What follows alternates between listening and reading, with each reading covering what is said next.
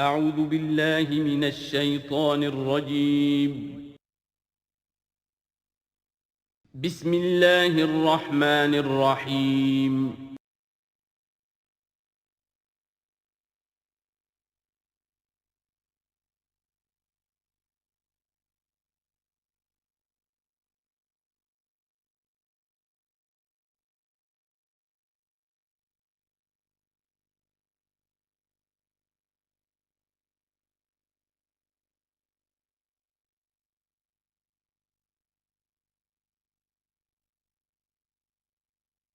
اعوذ باللہ من الشیطان الرجیم بسم اللہ الرحمن الرحیم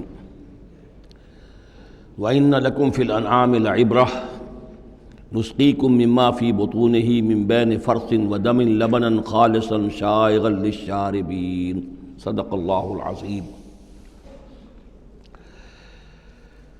کریشن آف دی یونیورس کے ضمن میں نے جو چند باتیں آپ سے عرض کی تھیں، اس کے ضمن میں خیال آیا کہ آپ کو ایک شعر بھی سنا دوں۔ عبد القادر بے دل بہت بڑے شاعر اور بہت بڑے فلسفی گزرے ہیں ہندوستان میں، اورنگزیب کے زمانے میں تھے اور انہیں دنیا کے چوٹی کے فلسفیوں میں شمار کیا جاتا ہے۔ ان کا ایک شعر بڑا عجیب ہے: ہر دو عالم خاک شد تا بست نقش آدمی، اے بہار نیستی از قدر خود ہوشیار باش۔ ہر دو عالم خاک شد، دونوں عالم خاک ہو گئے۔ اب یہاں جو مفہوم میں لے رہا ہوں، شاعر کے ذہن میں کیا تھا کیا نہیں تھا وہ جانے اور اللہ جانے، لیکن ہر دو عالم، عالم امر، عالم امر نیچے اترا عالم خلق کی شکل میں، اور عالم خلق میں ہوتے ہوتے اترتے اترتے اترتے اترتے تنزل مٹی پیدا ہو گئی۔ ہر دو عالم خاک شد تا بست نقش آدمی، اب آدمی کا نقش بندھنا شروع ہوا۔ اب یہاں سے حیات ارضی کا سلسلہ شروع ہوا۔ گویا کہ انسان کو وجود میں لانے کے لیے اللہ تعالیٰ نے دونوں عالموں کو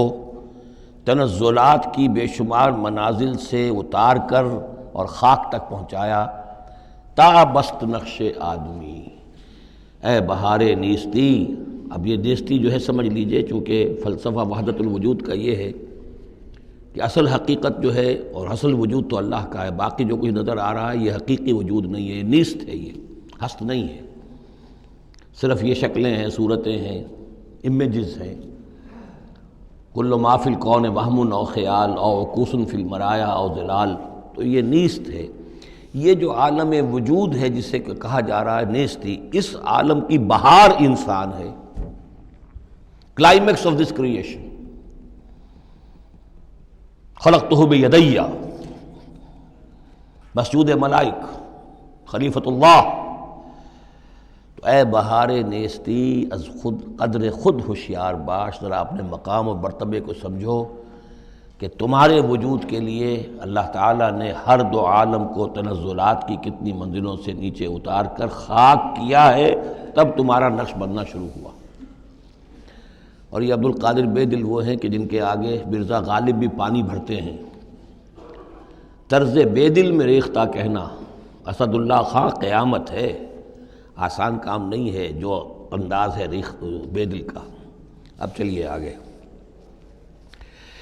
وَإِنَّ لَكُمْ فِي الْأَنْعَامِ لَعِبْرَةً، جیسا کہ میں نے عرض کیا تھا، اس سورہ نحل میں اللہ تعالیٰ نے جو مختلف نعمتیں انسانوں کے لیے بنائی ہیں، پیدا کی ہیں، ان کا ایک ایک کر کے تذکرہ ہو رہا ہے، اور ان کے لیے تمہارے جو چوپائے ہیں، مویشی ہیں، ان میں بھی عبرت ہے، سبق ہے۔ ان کو دیکھو اور اللہ کی حکمتوں کو پہچانو۔ نسقیکم مما فی بطونہ، ہم پلاتے ہیں تمہیں اس میں سے جو ان کے پیٹوں میں ہوتا ہے۔ پیٹوں میں کیا ہوتا ہے؟ من بین فرث، گوبر ہوتا ہے، ودم، یہ خون ہوتا ہے۔ پیٹ چاک کرو گے کیا نکلے گا؟ لبنن، اب ان دونوں کے مابین سے اللہ تعالیٰ تمہیں پلا رہا ہے دودھ، لبنن خالصاً، ستھرا، صاف، سائغا للشاربین، پینے والوں کے لیے نہایت خوشگوار، خوش ذائقہ۔ ومن ثمرات النخیل والاعناب،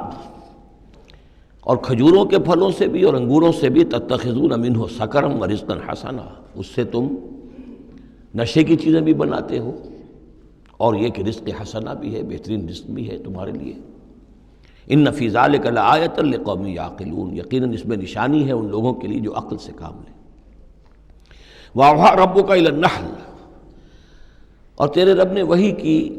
شہد کی مکھی کی طرف، یعنی اس کی فطرت میں یہ چیز ودیت کر دی، ان اتخذی من الجبال بیوتا ومن الشجر ومما یعرشون، کہ گھر بنا پہاڑوں پر بھی اور درختوں پر بھی، اپنے چھتے لگا، گھر بنا، اور جو یہ ٹٹیاں باندھتے ہیں کھجوروں کی انگوروں کی بیلوں کے لیے، اس کے اوپر بھی وہ جا کے وہ اپنا بھی ڈیرا لگا لیتی ہیں۔ ثم کلی من کل الثمرات، پھر ہر طرح کے میووں میں سے کھا، یعنی ان کے رس چوس۔ فسلکی سبل ربک ذللا، اور پھر اپنے رب کے راستوں پر چل، وہ راستے کے جو صاف پڑے ہوئے ہیں کہ جن میں کوئی رکاوٹ نہیں ہے، ادھر سے ادھر، ادھر سے ادھر۔ یہ ہے شہد کی مکھی، یخرج من بطونہا، اس کے پیٹوں سے نکلتا ہے شراب، پینے کی شے یعنی شہد، مختلف الوانہ، جس کے رنگ مختلف ہوتے ہیں، فیہ شفاء للناس، جس میں لوگوں کے لیے شفا ہے۔ اس لیے کہ جن جن پودوں کے پھولوں کا رس اس نے چوسا ہے، اس کے خواص، اس کے اثرات، اس کی تاثیرات جو ہیں وہ شہد میں آ جاتی ہیں۔ وہ شہد تو گویا کہ وہ کشید کر رہی ہے ان پھلوں کے اندر، اور ان میں جو کچھ تاثیرات ہیں وہ اس شہد میں آ جائیں گی، اور جڑی بوٹیوں سے گویا اس طریقے سے شہد میں وہ ادویات کے اثرات سراج کر رہے ہیں۔ ان فی ذلک لآیۃ لقوم یتفکرون، یقیناً اس میں نشانی ہے ان لوگوں کے لیے جو غور و فکر سے کام لیں۔ واللہ خلقکم ثم یتوفاکم، اللہ ہی ہے جس نے تمہیں پیدا کیا، پھر وہی تمہیں قبض کر لے گا، موت دے گا، وفات دے گا۔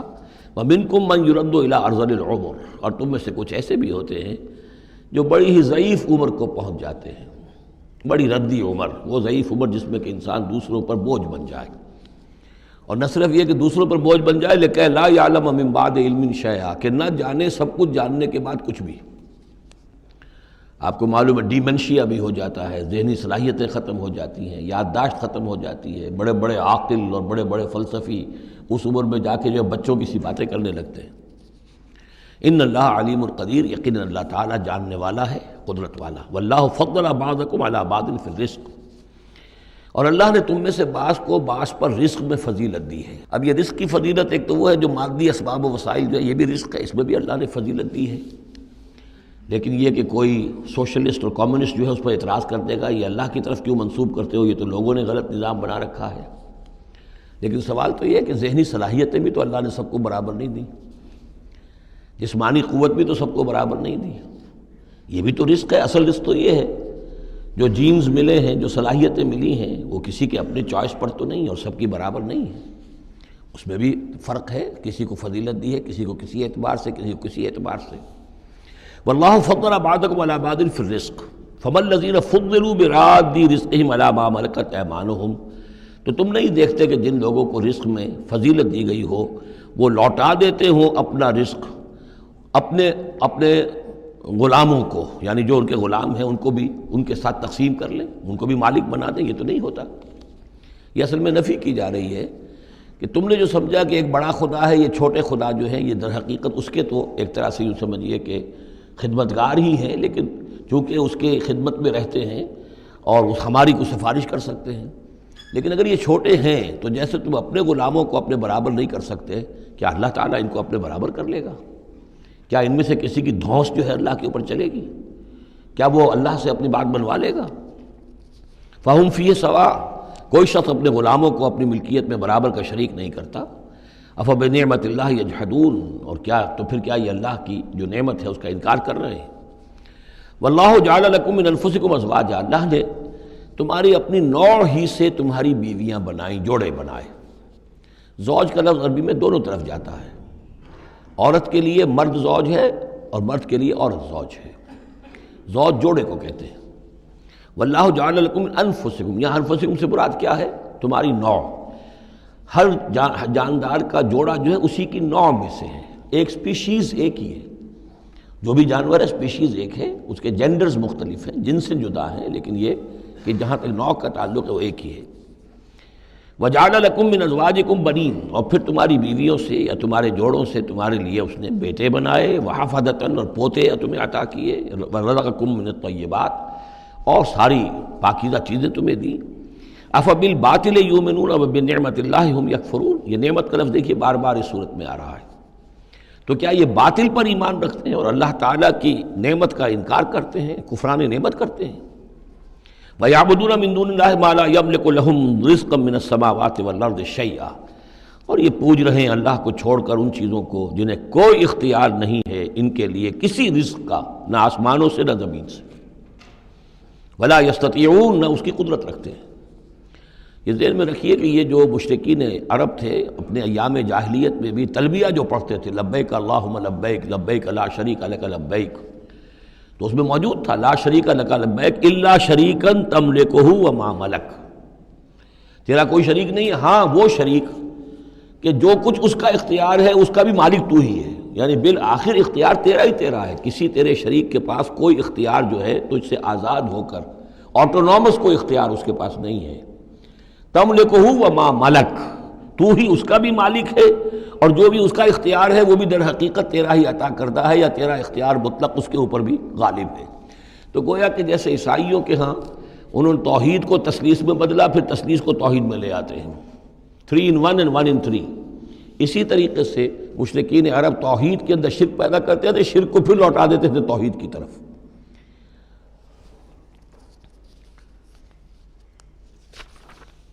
فلا تضربوا للہ الامثال، تو دیکھو اللہ کے لیے کوئی مثالیں بیان نہ کیا کرو،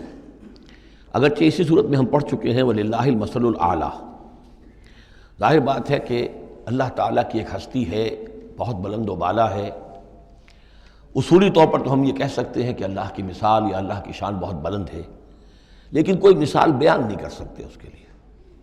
مثال جو بھی لائیں گے عالم خلق سے لائیں گے، اپنے ذہن سے لائیں گے، محدود سوچ ہے، محدود تصور ہے، ہماری قوت متخیلہ محدود ہے، جو بھی شے لائیں گے اس محدود سے، وہ ظاہر بات ہے کہ اللہ تعالیٰ کی مطلق اور جو ہستی ہے ایبسولیوٹ ایگزسٹنس جس کی ہے، جس کی ایٹریبیوٹس ایبسولیوٹ ہیں، ان کے اوپر اس کو کوئی مثال صادق نہیں آ سکتی۔ اور یہ صحیح بات ہے، اگرچہ دینا پڑتا ہے اللہ کے افعال کے لیے، اللہ تعالیٰ جو کچھ کر رہا ہے، جس طور سے کر رہا ہے، کچھ نہ کچھ الفاظ استعمال کرنے پڑتے، اللہ کا ہاتھ، اللہ کا چہرہ، اللہ کا پاؤں، اللہ کا تخت، اللہ کی کرسی، اللہ کا عرش، اب یہ سب چیزیں آئیں گی، لیکن یہ کہ ان کی اصل حقیقت کو ہم بالکل نہیں جانتے، اور ہم خود کوئی مثال بیان کریں اللہ کے لیے اس سے روک دیا گیا۔ فلا تضربوا للہ الامثال، چنانچہ یہ بات جو آئی ہے سورہ شورى میں تو بلکہ کیٹیگوریکلی آئی ہے لیس کمثلہ شیء، اس کے مثال کسی کوئی شے بھی موجود نہیں۔ ان اللہ یعلم وانتم لا تعلمون، اللہ جانتا ہے تم نہیں جانتے۔ ضرب اللہ مثلا عبدا مملوکا، اللہ نے ایک مثال بیان کی ہے تمہارے لیے ان کے شرک کی نفی کے لیے۔ عبدا مملوکا، ایک بندہ ہے، غلام ہے، مملوک ہے، لا یقدر علی شیء، اس کا کوئی اختیار ہے ہی نہیں، کچھ کر ہی نہیں سکتا، ایک وہ بندہ ہے۔ وَمَن رَزَقْنَاهُ مِنَّا رِزْقًا حَسَنًا، اور ایک شخص وہ ہے جس کو ہم نے اپنے پاس سے بڑا اچھا رزق دیا ہے، رزق میں مال بھی آ سکتا ہے، علم بھی آ سکتا ہے۔ فَهُوَ يُنْفِقُ مِنْهُ سِرًّا وَجَهْرًا، پھر وہ خرچ کرتا ہے اس میں سے کھلے بھی اور چھپے بھی، یعنی مال بھی خرچ کر رہا ہے، اگر علم دیا ہے تو علم تقسیم کر رہا ہے، لوگوں کو پہنچا رہا ہے، تعلیم دے رہا ہے، تلقین کر رہا ہے، نصیحت کر رہا ہے۔ هل يستوون، کیا یہ برابر ہو جائیں گے؟ الحمدللہ، کل تعریف اور شکر اللہ کے لیے ہے، بل اکثرہم لا یعلمون، لیکن اکثریت جو ہے علم نہیں رکھتی۔ یعنی اللہ کے ایک وہ بندے ہیں کہ جو اس کے کام میں لگے ہوئے ہیں، امر بالمعروف نہی عن المنکر کر رہے ہیں، علم پھیلا رہے ہیں، یا اللہ نے مال دیا ہے تو اس کے دین کے لیے خرچ کر رہے ہیں، یا ابنائے نو میں سے جو لوگ ضرورت مند ہیں، محتاج ہیں، ان کو دے رہے ہیں، اور ایک وہ ہے کہ جس کے ہاتھ میں کچھ ہے ہی نہیں، اختیار ہی نہیں ہے، وہ کچھ کر ہی نہیں سکتا، تو یہ برابر کیسے ہو جائے گا؟ ضرب اللہ مثلا رجلین، اب اللہ نے ایک دو اور انسانوں کی مثال بیان کی۔ احدہما ابکم لا یقدر علی شیء وہو کل علی مولاه، ایک شخص کے دو غلام ہیں، ایک جو ہے ان میں سے وہ گونگا ہے اور وہ کسی کام کی صلاحیت نہیں رکھتا، اور وہ تو اپنے آقا کے اوپر بوجھ بنا ہوا ہے، روٹی تو توڑتا ہے، کھانا تو کھاتا ہے، اس میں صلاحیت کوئی ہے ہی نہیں، کوئی کام کر نہیں سکتا۔ غلام جو لوگ ہوتے تھے آقاؤں کے، وہ کما کے بھی لاتے تھے، اور ان کی کمائی سے جو ہے وہ لوگ پھر عیش کرتے تھے۔ لیکن ایک غلام ایسا ہے، نکما ہے، ابکم لا یقدر علی شیء وہو کل علی مولاه، اینما یوجہ لا یات بخیر، جہاں کہیں بھی وہ آقا اس کو بھیجتا ہے وہ کوئی خیر لے کر نہیں آتا، نہ کوئی نفع کی بات، نہ کوئی نفع۔ حل یستوی ہوا، کیا برابر ہوگا وہ بندہ، وہ غلام، ومن یامر بالعدل، اور ایک اور غلام اس کا ایسا ہے کہ جو حکم دیتا ہے عدل کا، وہو علی صراط مستقیم، اور وہ سیدھی راہ پر قائم ہے۔ یہ مثال دے رہا اللہ تعالیٰ اپنے غلاموں کی کہ میرے بھی تو غلام، تم سب میرے غلام ہو۔ ایک میرے وہ غلام ہے کہ جو میرے رزق کو جو ہے وہ تو کھا رہے ہیں، پی رہے ہیں، لیکن میرا کام کوئی نہیں کر رہے، میرے دین کی خدمت کوئی نہیں کر رہے، میری کتاب کی خدمت نہیں کر رہے، میری مخلوق کی خدمت نہیں کر رہے، خدمت خلق نہیں کر رہے، روٹیاں توڑ رہے ہیں، میرے دیے ہوئے رزق میں سے جو ہے وہ کھا پی رہے ہیں، عیش کر رہے ہیں۔ یہ اس غلام کے مانند ہے کہ جو اپنے آقا پر بوجھ بنا ہوا ہے، اور ایک غلام وہ ہے کہ جو اس خدمت میں لگا ہوا ہے، نیکی کا حکم دے رہا ہے، بدی سے روک رہا ہے، دین کی خدمت میں لگا ہوا ہے، دین کو قائم کرنے کی جد و جہد میں تن من دھن لگا رہا ہے۔ وَهُوَ عَلَىٰ صِرَاطٍ مُسْتَقِيمٍ وَلِلَّهِ غَيْبُ السَّمَاوَاتِ وَالْأَرْضِ، آسمانوں اور زمین کے سارے بھید، ساری کھلی باتیں، ساری چھپی باتیں اللہ ہی کے لیے ہیں۔ وَمَا أَمْرُ السَّاعَةِ إِلَّا كَلَمْحِ الْبَصَرِ، اور قیامت کا معاملہ تو بس ایسے ہوگا جیسے ایک نگاہ کا لپک جانا، اچانک آ جائے، او ہوا اقرب، یا شاید وہ اس سے بھی قریب تر ہو۔ ان اللہ علی کل شیء قدیر، یقیناً اللہ تعالیٰ ہر چیز پر قادر ہے۔ واللہ اخرجکم من بطون امہاتکم لا تعلمون شیئا، اللہ نے تمہیں نکالا تمہاری ماؤں کے پیٹوں سے کہ تم کچھ شے نہیں جانتے تھے، کوئی علم نہیں تھا۔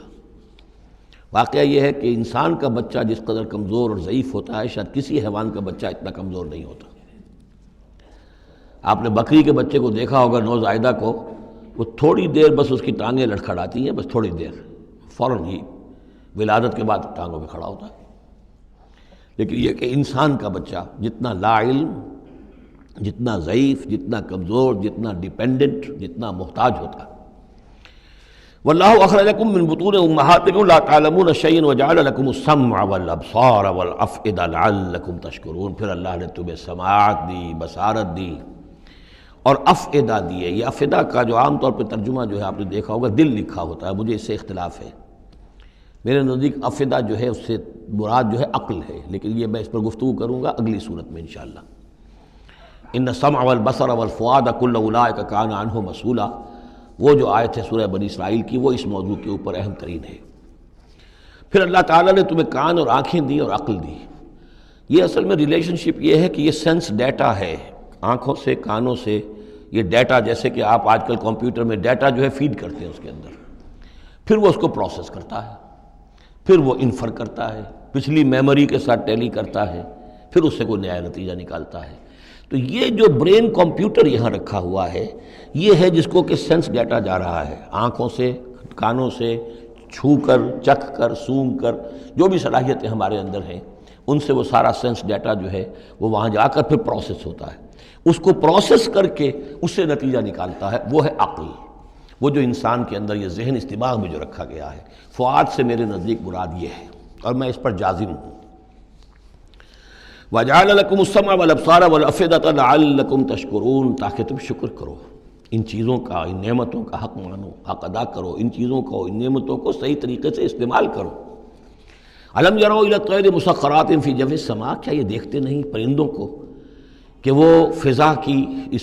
خالی خلا کے اندر حکم یہ بالکل مسخر ہیں، یعنی اللہ تعالیٰ کے حکم کے مطابق جو ہے تیر رہے ہیں۔ ما یمسکہن الا اللہ، انہیں نہیں تھاما ہوا ہے کسی نے سوائے اللہ کے۔ ان فی ذلک لآیات لقوم یؤمنون، یقیناً اس میں نشانیاں ہیں ان لوگوں کے لیے جو ماننا چاہیں یا جو ایمان رکھتے ہوں۔ واللہ جعل لکم من بیوتکم سکنا، اور اللہ تعالیٰ نے تمہارے لیے تمہارے گھروں میں سکون اور سکونت کی جگہ، رہنے کی جگہ تمہیں فراہم کی ہے۔ وجعل لکم من جلود الانعام، اور بنا دیے تمہارے لیے تمہارے چوپایوں کی کھالوں سے بیوتن، ایسے گھر یعنی خیمے۔ یہ جانوروں کے کھالوں کے خیمے بناتے تھے تاکہ یہاں خیمہ، یہاں اکھاڑا وہاں لگا دیا، وہاں سے اکھاڑا وہاں لگا دیا، وہ ہلکا رہتا تھا خانہ بدوش لوگوں کے لیے۔ تم ان کی کھالوں سے بنا لیتے ہو گھر، تستخفونہا، جو تمہیں بڑے ہلکے رہتے ہیں تمہارے لیے، یوم ذانکم، جس دن کہ تم سفر میں ہو، و یوم اقامتکم، اور جب تم کہیں اقامت کرنا چاہو۔ وہی خیمے اتارے اونٹ کے پیٹھ کے اوپر سے، وہاں گاڑا، رات کو اس کے اندر آرام کر لیا۔ ومن اصوافہا، اب یہ 3 الفاظ آ رہے ہیں جو کہا تھا دفعن، تمہارے لیے جڑاول ہے ان میں، انہی حیوانات میں وہ ریشہ پیدا کر رکھا ہے ہم نے، فائبر، جس فائبر کے ذریعے سے کہ تم کپڑا بنتے ہو، اب کاٹن فائبر ہے یا اب آرٹیفیشل فائبرز آ گئے ہیں، لیکن سب سے پہلے جو چیز انسان کو ملی تھی وہ تو حیوانات کے جو یہ ان چوپایوں کے جو بال ہیں ان سے ہی انسان نے کچھ چیزوں کو بننا سیکھا تھا۔ من اصوافہا، صوف کہتے ہیں بھیڑوں کی ان کو، وأوبارہا، وبر کہتے ہیں جو کہ یہ ببریاں کہلاتی ہیں اونٹ کی، ان کے جو بال ہوتے ہیں، واشعارہا، اور بکریوں کے بال اشعار کہلاتے ہیں۔ تم ان سے، صوف سے اور ببروں سے اور بکریوں کے بالوں سے، اساساً و متاعاً، تم سامان بناتے ہو، اپنے برتنے کی چیزیں بنا لیتے ہو، الی حین، ایک خاص وقت تک کے لیے۔ واللہ جعل لکم مما خلق ظلالا، اور اللہ تعالیٰ نے تمہارے لیے جو کچھ اس نے پیدا کیا ہے اس کے ذریعے سے سایہ فراہم کیا ہے۔ درختوں کا سایہ تمہیں ملتا ہے، کسی اور چیز کا سایہ اللہ تعالیٰ تمہیں دیتا ہے۔ وجعل لکم من الجبال اکنانا، اور تمہیں پہاڑوں کے اندر چھپنے کی جگہ دے دی ہے،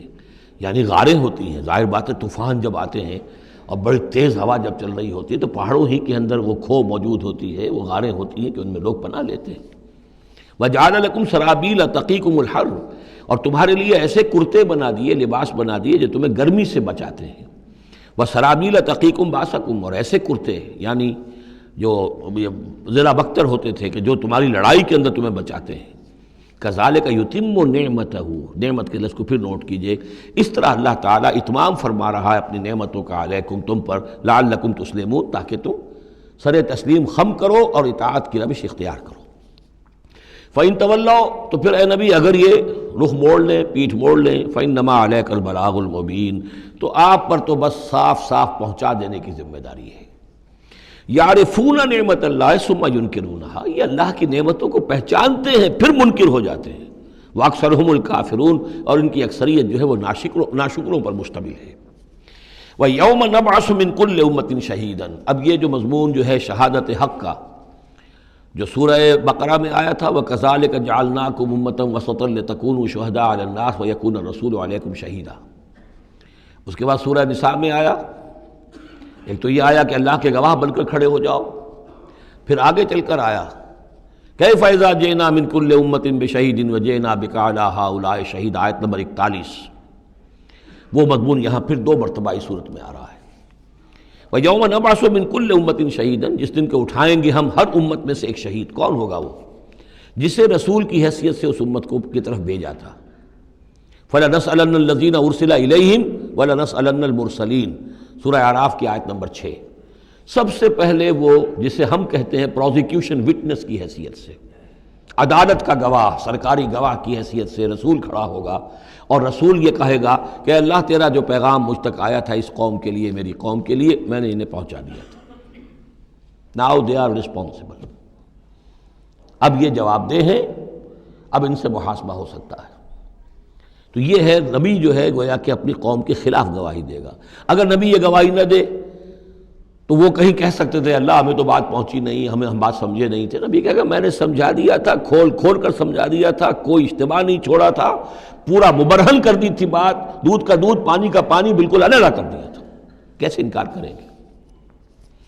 وَيَوْمَ نَبْعَثُ مِن كُلِّ أُمَّةٍ شَهِيدًا ثُمَّ لَا يُؤْذَنُ لِلَّذِينَ كَفَرُوا وَلَا هُمْ يُسْتَعْتَبُونَ، پھر ان کافروں کو نہ کوئی اجازت ملے گی اور نہ انہیں لیو فار اپیل ملے گی کہ کھڑے ہو کر کسی طریقے سے کوئی عذر جو ہے وہ تراش کر کچھ اپنے آپ کو بچانے کی کوشش کریں۔ وَإِذَا رَأَى الَّذِينَ ظَلَمُوا الْعَذَابَ، اور جس وقت کہ یہ ظالم اور یہ کافر اور گناہ گار دیکھیں گے عذاب کو، فَلَا يُخَفَّفُ عَنْهُمْ، تو پھر اب ان سے تخفیف نہیں کی جائے گی اس عذاب میں، وَلَا هُمْ يُنظَرُونَ، اور نہ ہی انہیں کبھی کوئی مہلت ملے گی، کوئی وقفہ نہیں ہوگا، وہ مسلسل ہوگا۔ وَإِذَا رَأَى الَّذِينَ أَشْرَكُوا شُرَكَاءَهُمْ، اور جب وہ دیکھیں گے مشرک لوگ اپنے شرکاء کو،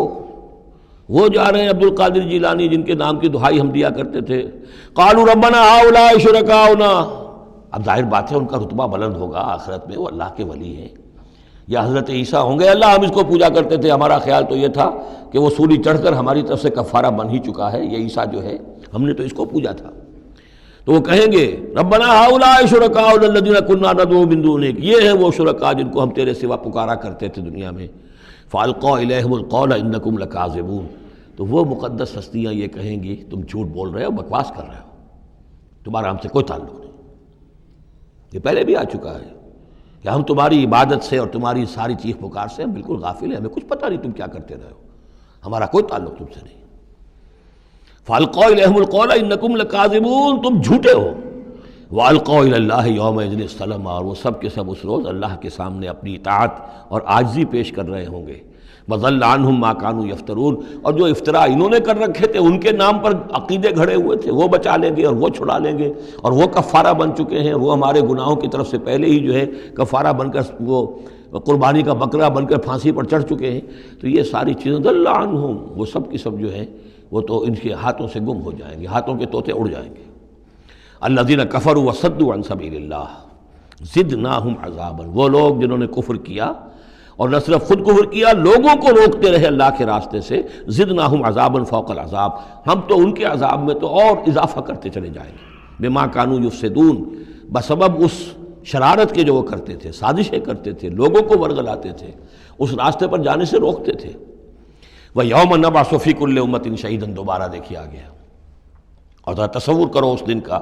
جس دن ہم ہر امت میں ایک گواہ کھڑا کریں گے۔ یہ تمام جو رسول ہیں گواہ ہیں۔ یا ایھا النبی انا ارسلناک شاہدا ومبشرا ونذیرا، شاہد شہید گواہ، اسی معنی میں سورہ مزمل میں آیا ہے، تمہارے پاس ہمارا رسول آ گیا ہے، جیسے کہ فرعون کے پاس رسول آیا تھا، فعصى فرعون الرسول فاخذناه اخذا وبیلا، لقد ارسلنا الیکم رسولا شاہدا علیکم کما ارسلنا الی فرعون رسولا فعصى فرعون الرسول فاخذناه اخذا وبیلا فکیف تتقون ان کفرتم یوما یجعل الولدان شیبا وَيَوْمَ نَبْعَثُ فِي كُلِّ أُمَّةٍ شَهِيدًا عَلَيْهِمْ مِنْ أَنفُسِهِمْ، ان کے خلاف گواہی دینے، ان کے اوپر کھڑے ہو کر گواہی دینے والے انہی میں کے ہوں گے۔ وَجِئْنَا بِكَ شَهِيدًا عَلَىٰ هَٰؤُلَاءِ، یہ بالکل تقریباً وہی آیت جو سورہ نساء میں آ چکی، اور آپ کو کھڑا کریں گے گواہ بنا کر ان کے خلاف۔ اب ہؤلاء میں اشارہ کس کی طرف ہو رہا ہے؟ یہ جو قریش ہیں جن کو حضور نے یہ دعوت پہنچا دی ہے، جن پر اتمام حجت آپ کر چکے ہیں، یہ تو ہے جو براہ راست حضور ان کے خلاف گواہی دیں گے، اللہ میں نے ان کو بات پہنچا دی تھی اور کوئی شک و شبے کی گنجائش نہیں چھوڑی تھی، میں نے اتنے برس اپنی جان ہلکان کی ہے، میں نے ایک ایک کو پکارا ہے، علیحدگی میں جا کر بھی بات کی ہے، ڈنکے کی چوٹ بھی پکارا ہے، میں نے کوئی دقیقہ فرگزاشت نہیں رہنے دیا۔ باقی یہ کہ اس سے آگے اس کو پہنچانے کی ذمہ داری امت پر ہے، یہ گواہی پھر امت کو دینی ہے، اور اگر یہ امت یہ گواہی نہ دے سکے تو پھر لوگوں کی گمراہی کا وبال اس امت کے اوپر آ جائے گا۔ تمہارے ذمہ تھا آپ پہنچانا، یہ ہے اصل میں وہ نازک ذمہ داری جو امت مسلمہ کی حیثیت سے ہمارے کندھوں پر آئی ہے۔ اسی لیے جیسے ہی سورہ بقرہ میں وہ تحویل قبلہ کا اعلان آیا، وَكَذَلِكَ جَعَلْنَاكُمْ أُمَّةً وَسَطًا لِتَكُونُوا شُهَدَاءَ عَلَى النَّاسِ وَيَكُونَ الرَّسُولُ عَلَيْكُمْ شَهِيدًا، تو 19ویں رکوع میں شروع ہو گئی بات، یا ایھا الذین آمنوا استعینوا بالصبر والصلاۃ، بہت بڑی ذمہ داری آ گئی ہے تم پر، ان اللہ مع الصابرین ولا تقولوا لمن يقتل في سبيل الله اموات بل احیاء ولكن لا تشعرون، وہ ساری ذمہ داریاں ہیں۔ وجئنا بك شهيدا على هؤلاء ونزلنا عليك الكتاب تبيانا لكل شيء، اور اے نبی ہم نے اتار دی ہے آپ پر یہ کتاب، یہ قرآن،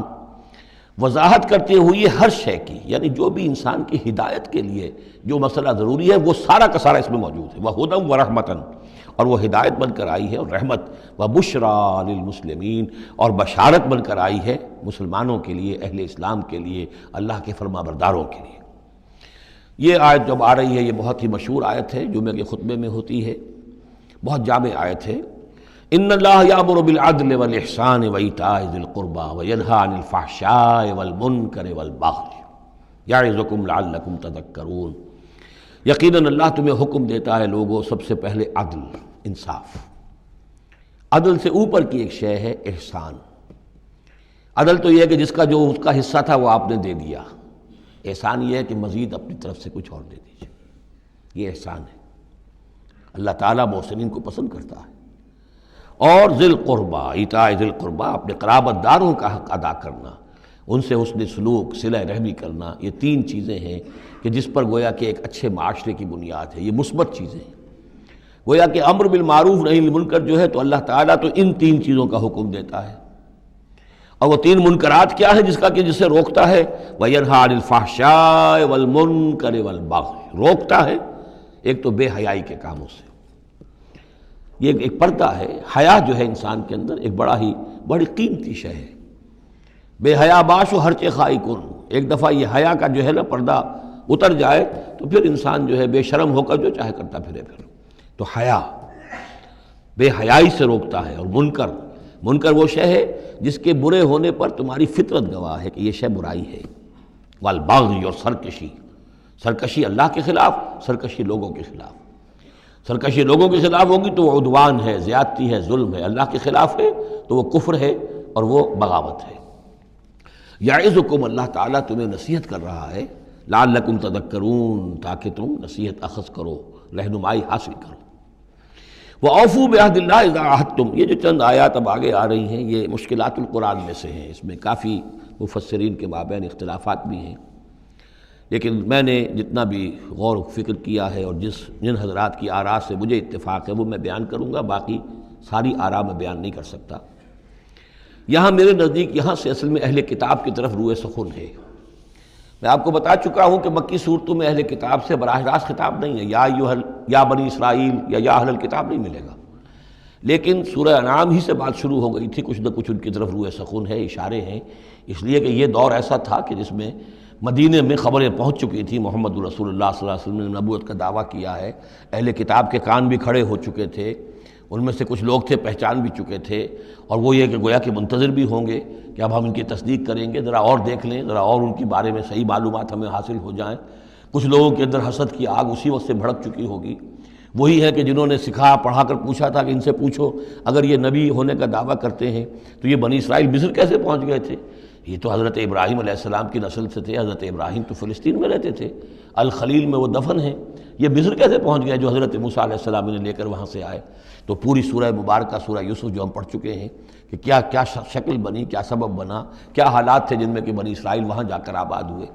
تو اس طرح سے اب یہاں پہ اصل میں روح سخن ان کی طرف ہے۔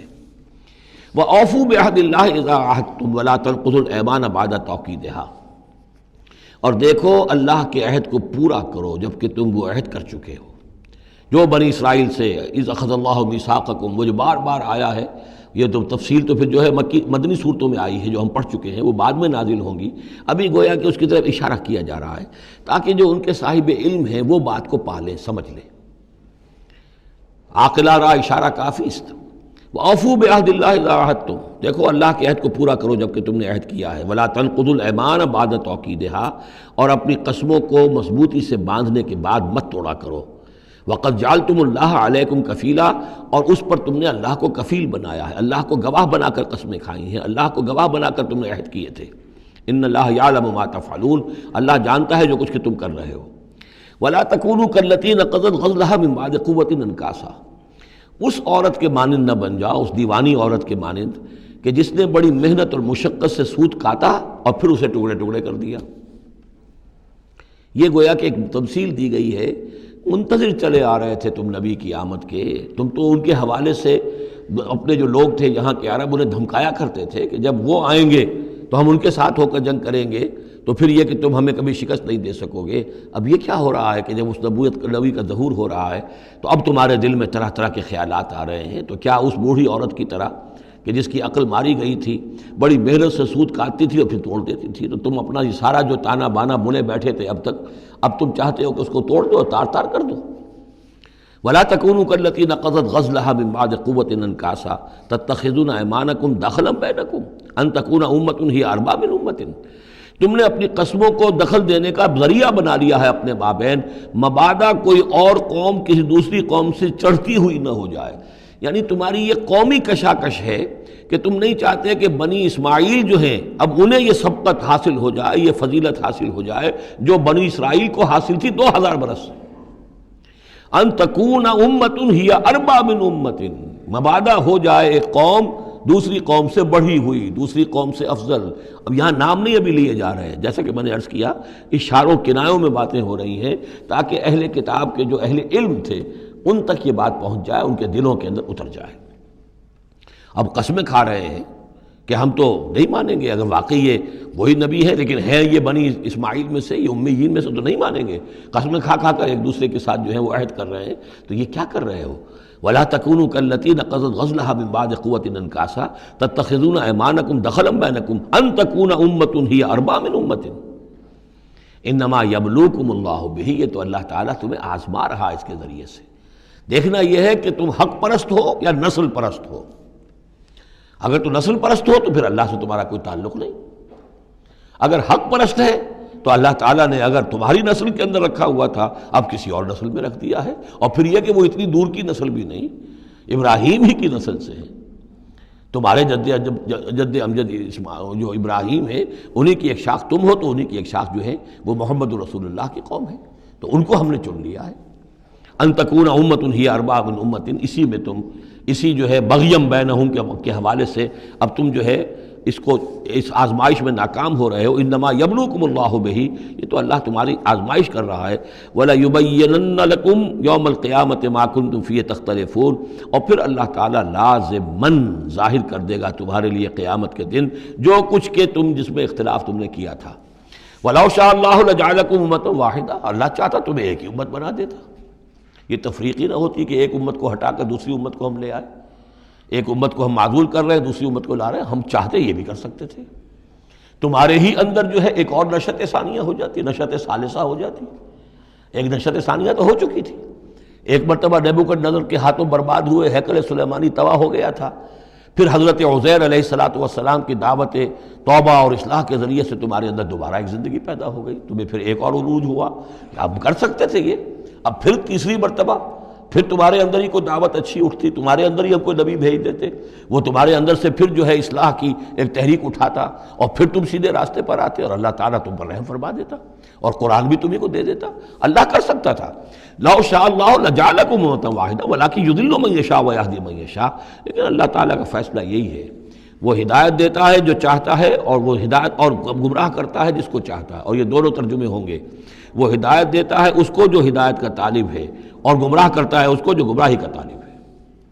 وَلَتُسْأَلُنَّ عَمَّا كُنتُمْ تَعْمَلُونَ، اور تم سے پوچھا جائے گا، باز پرس ہوگی اب جو کچھ تم کر رہے ہو، تم ایک بہت بڑے امتحان سے اب دوچار ہو رہے ہو، تمہارے پاس علم ہے، تمہارے پاس کتاب ہے۔ اب وہ انداز یاد کیجئے کہ جو سورہ بقرہ کے 5ویں رکوع میں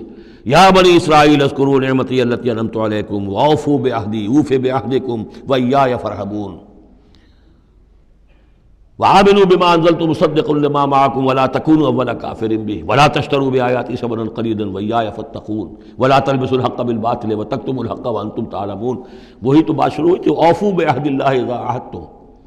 یا بنی اسرائیل اذکروا نعمتی التی انعمت علیکم واوفوا بعہدی اوف بعہدکم وایای فارہبون۔ یہ در حقیقت یہ آیات جو ہیں یہ تمہید ہیں گویا کہ سورہ بقرہ کے 5ویں رکوع میں جو آیات آئی ہیں ان کی۔ وَلَا تَتَّخِذُوا أَيْمَانَكُمْ دَخَلًا بَيْنَكُمْ فَتَزِلَّ قَدَمٌ بَعْدَ ثُبُوتِهَا۔ اب دیکھو اپنی قسمیں جو کھا کھا کے اب تم ایک دوسرے کے ساتھ معاہدے کر رہے ہو کہ ہم نہیں مانیں گے، نہیں مان لائیں گے، نہ ان قسموں کو تم اپنے درمیان دھوکے کا ذریعہ بناؤ کہ ایک قدم جمنے کے بعد اور پھسل جائے، تمہارے دل میں بات آ چکی ہے، تم پہچان چکے ہو، یعرفونہ کما یعرفون ابناہم، اب تم پھسلو گے تو ظاہر بات ہے کہ فنہارا بہ فی نار جہنم، تو پھر تو یہ کہ سیدھے سیدھے جہنم کی آگ میں گرو گے۔ وَتَذُوقُوا السُّوءَ بِمَا صَدَدتُّمْ عَنْ سَبِيلِ اللَّهِ، اور تمہیں برائی کا مزہ چکھنا پڑے، عذاب کا مزہ چکھنا پڑے بسبب اس کے کہ تم نے روکا لوگوں کو اللہ کے راستے سے۔ تمہیں تو چاہیے تھا کہ سب سے پہلے کھڑے ہو کر گواہی دیتے۔ وَمَنْ أَظْلَمُ مِمَّنْ كَتَبَ شَهَادَةً عِندَهُ مِنَ اللَّهِ، تم کہتے کہ ہاں بالکل ٹھیک ہے، ہماری کتابوں میں جو تھی یقیناً محمد اللہ کے رسول ہیں، سب سے پہلے تمہیں بڑھ کر ان کی توثیق کرنی چاہیے۔ وَلَا تَكُونُوا أَوَّلَ كَافِرٍ بِهِ، کہاں تم سب سے پہلے کافر ہوئے جا رہے ہو۔ وَلَكُمْ عَذَابٌ عَظِيمٌ، اور تمہارے لیے بہت بڑا عذاب ہے۔ وَلَا تَشْتَرُوا بِعَهْدِ اللَّهِ ثَمَنًا قَلِيلًا، دیکھو اللہ کے اس عہد کو حقیر سی قیمت کے عوض فروخت نہ کرو۔ انما عند اللہ هو خیر لکم، جو کچھ اللہ کے پاس ہے وہ بہت بہتر ہے، جو اس کی نعمتیں ہیں، انعام ہیں، آخرت کی نعمتیں ہیں، جنت کی نعمتیں ہیں، تم ان کو ہاتھ سے دے رہے ہو، گنوا رہے ہو، اور دنیا کی یہ تھوڑی سی حیثیت، اپنی مسند، اپنی چودراہٹ، اپنی مشیخیت جو ہے اس کو تم چھوڑنے کو تیار نہیں ہو۔ ان کنتم تعلمون، اگر تم علم رکھتے ہو۔ ما عندکم ینفد وما عند اللہ باق، جو تمہارے پاس ہے وہ ختم ہو جائے گا، اور جو اللہ کے پاس ہے وہ باقی رہنے والا ہے۔ وَلَنَجْزِيَنَّ الَّذِينَ صَبَرُوا أَجْرَهُمْ، اور ہم لازماً دیں گے صبر کرنے والوں کو ان کا اجر، بِأَحْسَنِ مَا كَانُوا يَعْمَلُونَ، ان کے اعمال کے بہترین جو اعمال ہوں گے، جو کچھ وہ کر رہے ہیں ان میں سے بہترین اعمال کے حساب سے انہیں اجر دیں گے۔ یعنی ہر نیکوکار کے سارے اعمال ایک درجے کے نہیں ہوتے، کبھی چھوٹی نیکی کی ہے، بڑی نیکی کی ہے، لیکن ہم ان کا مقام ان کی بڑی نیکیوں کے حوالے سے معین کریں گے۔ من عمل صالحا من ذکر او انثی وهو مؤمن، جس نے بھی نیک عمل کیا، خواہ وہ مرد ہو خواہ عورت، لیکن ہو مومن، فلنحینہ حیاۃ طیبۃ، ہم اسے زندہ رکھیں گے دنیا میں بڑی پاکیزہ زندگی، اسے دل کا سکون ہوگا۔ الا بذکر اللہ تطمئن القلوب، ان کے لیے نہ خوف ہوگا نہ کوئی حزن ہوگا۔ الا ان اولیاء اللہ لا خوف علیہم ولا هم یحزنون وَلَنَجْزِيَنَّهُمْ أَجْرَهُمْ بِأَحْسَنِ مَا كَانُوا يَعْمَلُونَ، ہم انہیں دنیا کے اندر بھی زندگی جو دیں گے وہ بڑی پاکیزہ زندگی ہوگی، چاہے روکھی سوکھی کھا رہے ہوں لیکن صبر و شکر کی زندگی ہوگی، دل مطمئن ہوں گے، دل میں غنا ہوگا۔ الغنا غنا نفس، حضور نے فرمایا اصل جو ہے امیری وہ تو دل کی امیری ہے، دل غنی ہے تو انسان غنی ہے، اور کروڑوں روپے رکھتا ہے پھر بھی اس کے اندر لالچ ہے تو وہ فقیر ہے۔ وَلَنَجْزِيَنَّهُمْ أَجْرَهُمْ بِأَحْسَنِ مَا كَانُوا يَعْمَلُونَ، ان کو جو بدلہ ہم دیں گے تو وہ ان کے جو بہترین اعمال ہوں گے ان کے حوالے سے۔ فَإِذَا قَرَأْتَ الْقُرْآنَ فَاسْتَعِذْ بِاللَّهِ مِنَ الشَّيْطَانِ الرَّجِيمِ، تو جب آپ قرآن پڑھا کیا کریں تو اللہ کی پناہ طلب کر لیا کیجئے مردود شیطان سے۔ یہ ہے حکم جس پر کہ ہم عمل کرتے ہیں، جب بھی قرآن پڑھنا ہو تو پہلے اعوذ باللہ من الشیطان الرجیم تعوذ کرتے ہیں۔ انہ لیس لہ سلطان علی الذین آمنوا، یقیناً اس کے پاس کوئی سند نہیں ہے، اختیار نہیں ہے، کوئی طاقت نہیں ہے ان لوگوں پر کہ جو ایمان لائے، وعلی ربہم یتوکلون، اور جو اپنے رب پر توکل کرتے ہوں۔ انما سلطانہ، اس کا زور چلتا ہے علی الذین یتولونہ، ان پر جو خود اس کے دوست بنتے ہیں، اس کو اپنا حمایتی بناتے ہیں، اس سے دوستیاں کاٹتے ہیں، والذین ہم بہ مشرکون، اور جنہوں نے کہ اسے شریک کیا ہوا اللہ کے ساتھ، اللہ کی اطاعت کی بجائے اس کی اطاعت کر رہے ہیں۔ وَإِذَا بَدَّلْنَا آیَةً مَّكَانَ آیَةٍ وَاللَّهُ أَعْلَمُ بِمَا يُنَزِّلُ قَالُوا إِنَّمَا أَنتَ مُفْتَرٍ، اور جب ہم کوئی ایک آیت کی جگہ دوسری آیت بدل دیتے ہیں، وہ میں عرض کر چکا ہوں، یہ سارے مضامین سورہ بقرہ میں آ چکے ہیں، مَا نَنسَخْ مِنْ آیَةٍ أَوْ نُنسِهَا نَأْتِ بِخَيْرٍ مِّنْهَا أَوْ مِثْلِهَا، وہی مضمون ہے یہ۔ جب ہم ایک آیت کی جگہ کوئی دوسری آیت بدلتے ہیں، واللہ عالم بما ينزل، اور یہ کوئی الٹ اپ نہیں ہے، اللہ جو کچھ نازل فرما رہا ہے خوب جانتا ہے۔ ایک دور میں وہ حکم صحیح تھا، اب حالات بدل گئے، اب یہ سب حکم صحیح ہے۔ قالوا انما انت مفتر، وہ کہتے ہیں کہ یہ تو آپ افتراء کر رہے ہیں، پہلے یہ کہا تھا اب یہ کہہ رہے ہیں، اگر اللہ کا کلام ہوتا اس میں تبدیلی کیسے ہو سکتی ہے؟ بل اکثرهم لا يعلمون، لیکن ان کی اکثریت علم سے آ رہی ہے۔ قل نزلہ روح القدس، کہہ دیجئے اس کو اتارا ہے روح القدس۔ اب یہ روح کا لفظ حضرت جبرائیل کے لیے نوٹ کر لیجئے۔ قل نزلہ، اتارا ہے اس کو روح القدس نے، پاک فرشتے نے، من ربک، آپ کے رب کی طرف سے، بالحق، کے حق کے ساتھ، لیثبت الذین آمنوا، تاکہ اہل ایمان کے دلوں کو اور ان کے قلبوں کو جمائے۔ اس سے پہلے جو ہے کذالک لنثبت بہ فؤادک ورتلناہ ترتیلا، یہ آ جائے گا آگے چل کر، تاکہ حضور کے دل کو بھی تثبیت ہو اس سے، اور اہل ایمان کے دلوں کو بھی اس سے ثبات ملے۔ وہدی وبشریٰ للمسلمین، یعنی جیسے جیسے حالات بدل رہے ہیں ایسے ایسے، اب جائے ایک قصہ جو ہے آدم و ابلیس کا ایک دفعہ آیا، پھر دوسری دفعہ آیا، پھر تیسری دفعہ آیا، اس میں کوئی تھوڑا تھوڑا فرق بھی آ رہا ہے، ایک چیز وہاں بیان کی گئی، ایک چیز اب یہاں واضح کی جا رہی ہے۔ یہ ساری چیزیں جو ہیں یہ اس لیے ہیں تاکہ بدلتے ہوئے حالات میں اہل ایمان کو ہر حال، ہر دور کے حالات کے مطابق جو ہے وہ اپنی رہنمائی کا سامان مل جائے۔ وَلَقَدْ نَعْلَمُ أَنَّهُمْ يَقُولُونَ إِنَّمَا يُعَلِّمُهُ بَشَرٌ، اور ہمیں خوب معلوم ہے کہ وہ یہ کہتے ہیں کہ یہ تو انہیں ایک انسان سکھا رہا ہے، کوئی شخص ہے، کوئی عجمی ہے، کوئی ہو سکتا ہے اہل کتاب میں سے ہو، بہت بڑا عالم ہے، اسے اپنے گھر میں انہوں نے رکھا ہوا ہے اور اس سے یہ چیزیں سیکھتے ہیں۔ لسان الذی یلحدون الیہ اعجمی، جس شخص کی طرف یہ منسوب کر رہے ہیں اس قرآن کو اپنے اسی غلط خیال کے حوالے سے، اس کو تو کہتے ہیں عجمی ہے، وہ عربی نہیں ہے۔ وہذا لسان عربی مبین، اور یہ قرآن نازل ہو رہا ہے اس زبان میں، عربی میں جو بالکل صاف ہے، کوئی عجمی جو ہے ایسی صاف زبان کیسے بولے گا؟ ان الذین لا یؤمنون بآیات اللہ، یقیناً جو لوگ اللہ کی آیات پر ایمان نہیں رکھتے، لا یہدیہم اللہ، اللہ تعالیٰ بھی اب انہیں ہدایت نہیں دے گا، زبردستی ہدایت دینا اللہ کی سنت نہیں، اللہ کا طریقہ نہیں۔ وَلَهُمْ عَذَابٌ أَلِيمٌ، اور ان کے لیے دردناک عذاب ہے۔ انما یفتری الکذب الذین لا یؤمنون بآیات اللہ، افطرا بازی تو وہ کر رہے ہیں، جھوٹ وہ گھڑ رہے ہیں جو اللہ کی آیات پر انکار پر ایمان نہیں رکھتے، وَأُولَٰئِکَ هُمُ الْكَاذِبُونَ، اور حقیقت میں وہ ہے کہ جو جھوٹے ہیں۔ من کفر باللہ من بعد ایمانہ، اور جو شخص ایمان لانے کے بعد اللہ کے ساتھ کفر کرے گا۔ اب اس میں بھی دونوں باتیں ہیں، ایک تو یہ کہ دل میں ایمان آ گیا اگرچہ ابھی اس نے اعلان نہیں کیا، لیکن دل میں ایمان آ چکا، کوئی عالم ہے اس کو سمجھ میں آ گئی بات صحیح ہے۔ یہ بھی میں آپ کو یاد آ گئی تو بتا دیتا ہوں، اسی شہر کراچی میں اس وقت ایک بہت بڑے عالم دین ہیں اور بہت اس وقت معروف ہیں، مشہور ہیں۔ انہوں نے کہا کہ میں نے آپ کا ایک ایک حرف پڑھا ہے اور مجھے آپ کی کسی بات سے کوئی اختلاف نہیں، لیکن ہم آپ کا ساتھ نہیں دے سکتے، اس لیے کہ ہم آپ کا ساتھ دیں گے تو اپنی برادری سے نکال دیے جائیں گے۔ ہماری علماء کی اپنی اپنی برادریاں ہیں، اور ایسے ہی ایک عالم دین پنجاب کے بھی ہیں، انہوں نے بھی یہ کہا، میں نے ہر چیز پڑھی ہے، صرف ایک چیز سے مجھے آپ کی اختلاف ہے، اور وہ یہ کہ جو زمینداری کے بارے میں مولانا تحسین صاحب کی بات کی آپ نے تائید کی ہے، بس باقی مجھے آپ کی کسی چیز سے اختلاف نہیں، لیکن ہم آپ کا ساتھ نہیں دے سکتے۔ تو جن پر حق واضح ہو جائے پھر وہ مصلحتوں کے تحت، وہ مصلحتیں پھر دل کو سمجھانے کے لیے ہوتی تو یہی ہے، اب ہمارا مدرسہ چل رہا ہے، ہمارا نام چل رہا ہے، اس سے خیر ہو رہا ہے، ہمیں اس برادری سے باہر نکال دیا جائے گا، پھر ہماری بات کون سنے گا، اور ہمارا جو خیر ہے وہ بند ہو جائے گا۔ آدمی انسان کو ریشنلائز تو کرتا ہے اپنے آپ کو مطمئن کرنے کے لیے۔ من کفر باللہ بعد ایمانہ، جو شخص کفر کرے اللہ پر اس میں ایمان کے بعد، الا من اکرہ، سوائے اس کے کہ کوئی شخص مجبور کر دیا گیا ہو، اس کی جان پر بن گئی ہو، وقلبہ مطمئن بالایمان، اور اس کا دل ایمان پر جمع ہوا ہو، ولکن من شرح بالکفر، لیکن جو شخص کفر کے لیے پھر اپنے سینوں کو کھول دے گا، صدرا فعلیہم غضب من اللہ ولہم عذاب عظیم، ان پر اللہ کا غضب ہے اور ان کے لیے بہت بڑا عذاب ہے۔ اور یہ دونوں پر اس کا انطباق ہوگا، ایک انکشاف ہو گیا اگرچہ ابھی زبان سے کہنے کی نوبت نہیں آئی، اور ایک یہ کہ زبان سے کہہ بھی دیا ہاں ہم ایمان لائے، بات صحیح ہے، اور پھر کسی مصلحت کی وجہ سے، کسی اپنے مفاد کی وجہ سے، کسی اپنے دھڑے بندے کی وجہ سے پھر واپس جائیں گے، تو ان کے لیے فرمایا من کفر باللہ من بعد ایمانہ الا من اکرہ وقلبہ مطمئن، ہاں جان بچانے کے لیے کلمہ کفر کہہ دینے کی اجازت ہے، دل جمع ہوا ہو، وقلبہ مطمئن بالایمان، ایمان پر دل جمع ہوا، ٹھکا ہوا، صرف جان بچانے کے لیے رخصت ہے کہ کلمہ کفر کہہ کے جان بچا لو۔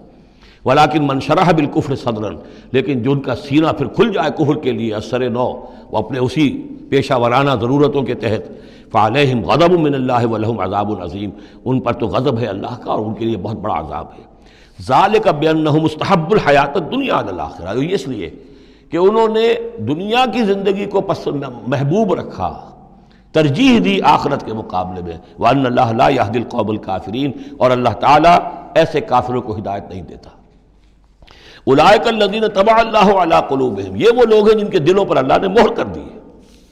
وسمعہم، اور ان کے کانوں پر، وابصارہم، اور ان کی آنکھوں پر، واولئک هم الغافلون، اب یہ لوگ بالکل غافل ہیں، حقیقت سے ان کا اب کوئی تعلق نہیں۔ لا جرم انہم فی الآخرۃ هم الخاسرون، اب اس میں کوئی شک نہیں، منطقی طور پر اب نتیجہ یہی ہے کہ آخرت میں یہی خسارے والے ہوں گے۔ ثم ان ربک للذین ہاجروا، ہجرت کا ذکر پہلے بھی آیا تھا، اب پھر آیا ہے،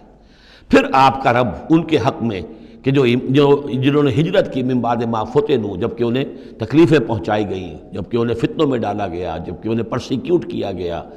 تو اس وقت انہوں نے اگر ہجرت کی، ثم جاہدوا، پھر انہوں نے جہاد بھی کیا، وصبروا، اور صبر کیا، ان ربک من بعدھا لغفور رحیم، تو ان کی ان تمام جو بھی سرفروشیاں اور جو جانثاریاں ہیں، ان کے طفیل اللہ تعالیٰ جو ہے ان کے حق میں غفور اور رحیم ہے۔ یوم تاتی کل نفس تجادل عن نفسہا، جس دن کے یعنی قیامت کے دن ہر جان آئے گی اپنی طرف سے مدافعت کرتے ہوئے، ظاہر بات ہے کہ ہر جان چاہے گی کہ میری جان چھوٹے، مجھے بچایا جائے، جہنم سے بچایا جائے، جو بھی عذر پیش کر سکتی ہو وہ پیش کرے گی۔ وتوفی کل نفس ما عملت، لیکن پورا دے دیا جائے گا ہر جان کو جو بھی کچھ اس نے کمایا ہوگا، وہم لا یظلمون، اور اس پر ظلم نہیں کیا جائے گا۔ وضرب اللہ مثلا قریۃ کانت آمنۃ مطمئنۃ یاتیہا رزقہا رغدا من کل مکان، اور اللہ تعالیٰ نے مثال بیان کی ہے ایک بستی کی، کانت آمنۃ مطمئنۃ، وہ بڑے امن میں تھی اور مطمئن تھی، سکون، امن کا گہوارہ، یاتیہا رزقہا رغدا من کل مکان، آتا تھا اس کے پاس رزق اس کا ہر طرف سے، چاروں طرف سے رزق چلا آتا تھا، رغدا با فراغت، فکفرت بانعم اللہ، تو اس نے اللہ تعالیٰ کی نعمتوں کی ناشکری کی، کفران نعمت کیا، فاذاقہ اللہ لباس الجوع والخوف، تو اللہ تعالیٰ نے اس کو پھر پہنا دیا، اڑھا دیا لباس بھوک کا اور خوف کا، بما کانوا یصنعون، ان کے کرتوتوں کے باعث۔ اس کے بارے میں مختلف آراء ہیں، ایک تو یہ کہ ایک عام تمثیل ہے، ایک یہ کہ اس سے مراد جو ہے سبا کی قوم جس کا ذکر ہم پڑھیں گے آگے چل کر سورہ سبا کے اندر، اس کا تذکرہ ہے۔ ایک رائے یہ کہ یہ مکے کا ذکر ہو رہا ہے کہ حضور کی آمد کے بعد، جیسا کہ قاعدہ کلیہ ہم سورہ انعام میں، سورہ اعراف میں پڑھ چکے ہیں،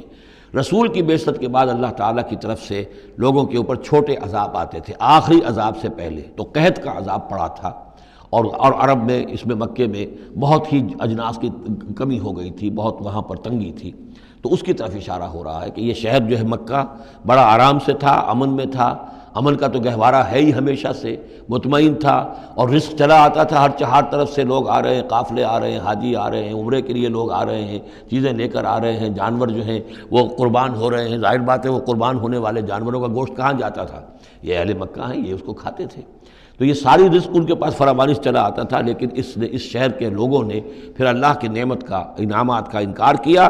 اور کفران نعمت کیا، تو اللہ نے انہیں خوف اور بھوک کا لباس پہنا دیا ان کے کرتوتوں کے سوائے بس۔ اسی آیت کے حوالے سے میں نے یہاں کراچی میں تقریریں کی تھی، کافی پرانی بات ہے، جب کراچی میں جو حالت ہو گئی تھی، کہاں یہ عروس البلاد کراچی، پھر یہاں کی فراوانی، ہر طرح کا پورے پاکستان میں جو پھل بہترین ہوتا ہے وہ یہاں آپ کو ملتا ہے، یہاں سستی چیزیں ملتی ہیں، یہاں جابز ہیں، کام ہے، لیکن پھر یہ ایک زمانہ جو کراچی پر گزرا ہے، خدا نہ کرے پھر دوبارہ آ جائے، لیکن ایک دور تو ایسا آ گیا تھا کہ اذاقہ اللہ لباس الجوع والخوف، بھوک اور خوف، کاروبار ٹھپ،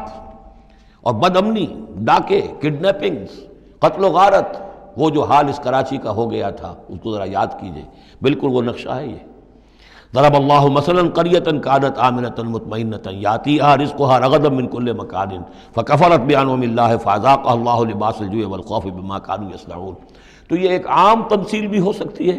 جیسے کہ کراچی کی اس وقت کی صورتحال پر منطبق ہو گئی، لیکن یہ کہ تفسیر کے حوالے سے اور جسے تعویل خاص ہم کہتے ہیں، اس میں یہ یقیناً اشارہ ہے مکے ہی کی طرف۔ وَلَقَدْ جَاءَهُمْ رَسُولٌ مِّنْهُمْ فَكَذَّبُوهُ، ان کے پاس ان کے رسول آئے، انہوں نے جھٹلا دیا ان کو، فَأَخَذَهُمُ الْعَذَابُ وَهُمْ ظَالِمُونَ، تو عذاب نے انہیں آ پکڑا اور وہ ظالم تھے، گناہگار تھے۔ فَكُلُوا مِمَّا رَزَقَكُمُ اللَّهُ حَلَالًا طَيِّبًا، تو اے مسلمانوں کھایا کرو جو بھی اللہ نے تمہیں رزق دیا ہے اس میں سے جو حلال ہے اور جو پاک ہے کھایا کرو۔ وَاشْكُرُوا نعمت اللہ، پھر نعمت کے لفظ کو نوٹ کیجئے، یہ جو نعمت کے ذریعے سے، اللہ کی نعمتوں کے حوالے سے یہ صورت جو ہے ان کا تذکرہ، مختلف انواع و اقسام کی نعمتیں، مختلف جو دائرے ہیں زندگی کے، ان کے حوالے سے۔ وَاشْكُرُوا نعمت اللہ ان کنتم ایاہ تعبدون، اور اللہ کی نعمت کا شکر کرو اگر تم واقعتاً اسی کی بندگی کرتے ہو۔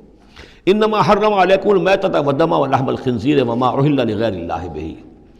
اللہ تعالیٰ نے حرام تو تم پر کیا ہے کھانا مردار کا اور خون کا اور خنزیر کے گوشت کا، اور جو جس پر کہ پکارا گیا ہو اللہ کے سوا کسی اور کا نام۔ یہ آیت کئی دفعہ آ چکی ہے، اب اس میں تفصیل میں جانے کی ضرورت نہیں۔ فمن اضطر غیر باغ ولا عاد، کوئی شخص اضطرار میں ہو، جان پر بن گیا ہو، بھوک سے اور مر رہا ہو، تو اگر وہ نہ تو اس کی طلب اس کے اندر ہو، نہ جو کم سے کم چیز جتنی کہ کھانے سے جان بچائی جا سکتی ہے اس سے وہ اضافی اور اس سے آگے بڑھے، فإن اللہ غفور الرحیم، تو اللہ اس کے حق میں غفور الرحیم ہے۔ ولا تقولوا لما تصف السنتكم الكذب هذا حلال وهذا حرام، اور دیکھو اپنی زبانوں میں جیسے منہ میں آئے نہ بک دیا کرو کہ یہ حلال ہے یہ حرام ہے، یہ تو اللہ کا فیصلہ ہوتا ہے۔ تم جو اپنی منہ سے کہہ دیتے ہو، اپنی زبانوں سے جو چاہا کہہ دیا، تو یہ بغیر دلیل کے، بغیر سند کے نہیں۔ اللہ تعالیٰ یہ حلت اور حرمت، تحلیل اور تحریم، یہ اللہ کا اختیار ہے۔ ولا تقولوا لمن تصف السنتكم الكذب، یہ جھوٹ جو اپنی زبان سے نکال دیتے ہو، هذا حلال وهذا حرام، یہ حلال ہے اور یہ حرام ہے، لتفتروا علی اللہ الكذب، تاکہ تم اللہ کی طرف جھوٹ منسوب کرو۔ ان الذين يفترون علی اللہ الكذب لا يفلحون، یقیناً جو لوگ اللہ تعالیٰ کی طرف جھوٹ منسوب کریں گے وہ فلاح نہیں پائیں گے۔ متاع قلیل، یہ سب برتنے کا سامان ہے، دنیاوی ضروریات ہے، تھوڑی سی دیر کے لیے فائدہ اٹھا لو، وَلَهُمْ عَذَابٌ علیم، پھر ان کے لیے دردناک عذاب ہے۔ وَعَلَى الَّذِينَ هَادُوا حَرَّمْنَا مَا قَصَصْنَا عَلَيْكَ مِن قَبْلُ، اور یہودیوں پر ہم نے بعض چیزیں حرام کر دی تھیں جن کی کہ تفصیل ہم پہلے آپ کو بتا چکے ہیں، یہ آ چکا ہے اس سے پہلے۔ کہ ان کے لیے ایک تو یہ کہ حضرت یعقوب نے چونکہ اونٹ کا گوشت اپنے اوپر خود حرام کر لیا تھا تو وہ معاملہ چلتا رہا۔ اس کے علاوہ بھی یہ ہے کہ جو چربی ان پر حرام کی گئی تھی مختلف چیزوں حیوانات کی، وعلی الذین ہادوا حرمنا ما قصصنا علیک من قبل وما ظلمناہم، اور ہم نے ان پر کوئی ظلم نہیں کیا اور ہم نے ان پر کوئی ظلم نہیں کیا ولکن کانوا انفسہم یظلمون، بلکہ یہ ظلم انہوں نے خود اپنے اوپر ڈھائے۔ ثم ان ربک للذین عملوا السوء بجہالۃ، پھر آپ کا رب ان لوگوں کے حق میں کہ جو کہیں غلطی سے، جہالت سے، نادانی سے، جذبات کی رو میں بہہ کر کوئی برا کام کر بیٹھے، ثم تابوا من بعد ذلک واصلحوا، پھر وہ توبہ کرے اور وہ اصلاح کر لیں، اس غلط کام کو چھوڑ دیں، حرام خوری سے باز آ جائیں، غلط کام جو ہے تج دیں ان کو۔ ان ربک من بعدہا، اگر وہ یہ شرطیں پوری کر دیں تو پھر آپ کا رب اس کے حق میں بھی، ان کے حق میں بھی غفور اور رحیم ہے۔ ان ابراہیم کان امۃ قانتا، یقیناً ابراہیم ایک امت تھے۔ اب یہ لفظ امت سمجھ لیجئے، اما یا امو کا جو اصل مفہوم ہے وہ قصد کرنا ہے۔ اب یہ امت وقت کے لیے بھی آتا ہے، بعد امت وذکر بعد امت، سورہ یوسف میں ہم نے پڑھا ہے، وہ شخص جو ساقی تھا بادشاہ کا بھول گیا تھا، ایک مدت کے بعد اسے یاد آ گیا، تو جب ایک پوری ہو رہی ہے، زمانے کو بھی ہم چونکہ فالو کرتے ہیں، ٹائم کو بھی، اور اسی طرح راستے کو بھی فالو کرتے ہیں، تو قصد کر رہے ہوتے ہیں اس کا، اس حوالے سے زمانے کو بھی مدت کہا گیا، راستے کو بھی جو ہے امت کہا گیا۔ پھر امت وہ بھی ہے کہ جو ہم مقصد لوگ ہیں، میرا بھی مقصد وہی ہے، آپ کا بھی وہی ہے، مسلمانوں کو جمع کرنے والا وہ مقصد ہے، کذالک جعلناکم امۃ وسطا لتکونوا شہداء علی الناس، تو یہ امت ہے۔ اسی طریقے سے گویا کہ ایک راستہ چلانے والے، ایک راستہ بنانے والے، ایک ریت ڈالنے والے حضرت ابراہیم تھے، جو اپنی ذات میں گویا کہ ایک امت تھے۔ ان ابراہیم کان امۃ قانتا، فرما بردار، للہ حنیفہ، اللہ کے فرما بردار اور بالکل یکسو، ولم یکن من المشرکین، اور وہ ہرگز مشرکین میں سے نہیں تھے، شاکرا لانعمہ، وہ شکر گزار تھے اللہ تعالیٰ کی نعمتوں کے، اجتباہ اللہ نے انہیں پسند کر لیا تھا، وہداہ اور ہدایت دی تھی الی صراط مستقیم، سیدھی راہ کی طرف، وآتیناہ فی الدنیا حسنہ، اور اسے دنیا میں بھی بھلائی اور خوبی عطا کی، وإنہ فی الآخرۃ لمن الصالحین، اور یقیناً آخرت میں بھی وہ ہمارے نیک بندوں میں ہے۔ ثم اوحینا الیک، پھر ہم نے وحی کی آپ کی طرف اے محمد صلی اللہ علیہ وسلم، ان اتبع ملت ابراہیم حنیفہ، کہ پیروی کیجئے ملت ابراہیم کی یکسو ہو کر، وما کان من المشرکین، اور وہ ہرگز مشرکین میں سے نہ تھے۔ انما جعل السبت علی الذین اختلفوا فیہ، یقیناً یہ ہفتے کا دن ان لوگوں کے لیے معین کیا گیا جنہوں نے اس میں اختلاف ڈالا۔ اصل میں بنی اسرائیل کے لیے بھی دن جو تھا مقرر وہ جمعہ ہی کا دن تھا، لیکن انہوں نے اپنی شرارت کی وجہ سے ناقدری کی، جمعے کو چھوڑا اور ہفتے کا دن اختیار کیا، تو اللہ نے پھر وہی ان کے لیے مقرر کر دیا۔ وَإِنَّ رَبَّكَ لَيَحْكُمُ بَيْنَهُمْ يَوْمَ الْقِيَامَةِ فِي مَا كَانُوا فِيهِ يَخْتَلِفُونَ، اور یقیناً آپ کا رب ان کے مابین فیصلہ کرے گا قیامت کے دن ان تمام چیزوں میں جن میں وہ اختلاف کرتے رہے تھے۔ ادع إِلَىٰ سَبِيلِ رَبِّكَ بِالْحِكْمَةِ وَالْمَوْعِظَةِ الْحَسَنَةِ وَجَادِلْهُم بِالَّتِي أَحْسَنُ، بلاؤ اور دعوت دو اپنے رب کے راستے کی طرف، جیسے کہ سورہ یوسف میں تھا، قُلْ هَٰذِهِ سَبِيلِي أَدْعُو إِلَى اللَّهِ عَلَىٰ بَصِيرَةٍ أَنَا وَمَنِ اتَّبَعَنِي، اے نبی کہہ دیجئے یہ میرا راستہ ہے، میں اللہ کی طرف بلا رہا ہوں، عَلَىٰ وَجْهِ الْبَصِيرَةِ، نہ صرف میں بلکہ میرے متبعین بھی۔ یہاں فرمایا بلاؤ اپنے رب کے راستے کی طرف، بالحکمہ، دانائی کے ساتھ، والموعظہ، موعظۃ الحسنہ، اچھے وعظ، اچھی نصیحت، دل میں اتر جانے والی بات، وجادلہم باللتی احسن، اور اگر کہیں بحث کرنی پڑے، بحث و نزاع ہو تو وہ بھی بہت خوبصورتی کے ساتھ۔ ان ربک هو اعلم بمن ضل عن سبیلہ، یقیناً آپ کا رب خوب واقف ہے ان سے کہ جو اس کے راہ سے بھٹک گئے ہیں، وہو اعلم بالمہتدین، اور وہ خوب جانتا ہے ان کو بھی کہ جو ہدایت کی راہ پر ہیں۔ وَإِنْ عَاقَبْتُمْ، اور اے مسلمانوں اگر تمہیں بدلہ لینا ہو، فَعَاقِبُوا بِمِثْلِ مَا عُوقِبْتُمْ بِهِ، تو بس اتنا ہی ویسا ہی کام کیا کرو جیسا کہ تمہارے اوپر زیادتی کی گئی، جیسا بھی، اس سے آگے بڑھ کر نہیں۔ وَلَئِنْ صَبَرْتُمْ، اور اگر تم صبر کر لو، لَهُوَ خَيْرٌ لِلصَّابِرِينَ، تو یہ صبر کرنے والوں کے حق میں بہتر ہے۔ وَاصْبِرْ، اور آخری حکم ہے حضور کو اور حضور کی وساطت سے تمام مسلمانوں کو، وَاصْبِرْ وَمَا صَبْرُكَ إِلَّا بِاللَّهِ، صبر کیجئے اور آپ کا صبر جو ہے اللہ کے سہارے پر ہے۔ جتنا اللہ پر اعتماد ہے، توکل ہے، اس کے وعدوں پر جتنا یقین ہے، اتنا ہی صبر کر سکے گا انسان۔ وَاصْبِرْ وَمَا صَبْرُكَ إِلَّا بِاللَّهِ وَلَا تَحْزَنْ عَلَيْهِمْ،